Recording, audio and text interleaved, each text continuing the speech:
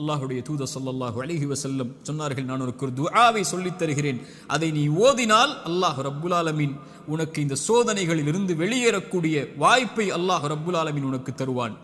என்ன அல்லாஹ்வின் தூதரே அந்த பிரார்த்தனை? அல்லாஹும்ம இன்னி அஊது பிக மினல் ஹம்மி வல் ஹஸன், அல்லாஹும்ம இன்னி அஊது பிக மினல் ஹம்மி வல் ஹஸன்.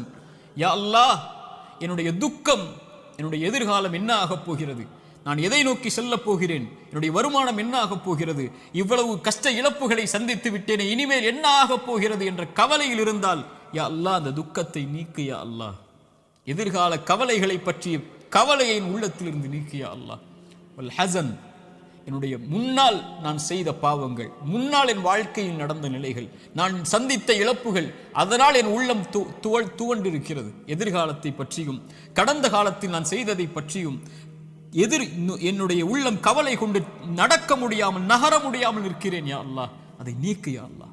எதிர்காலத்தை பற்றிய கவலையை நீக்கு, கடந்த காலத்தை பற்றிய நினைவுகளை நீக்கு, இனிமேல் வாழக்கூடிய வாழ்க்கையை சரிபடுத்தி என்று இறைவனை அழைப்பான். அல்லாஹும்ம இன்னி அஊது பிக மினல் ஹம்மி வல் ஹஸன்.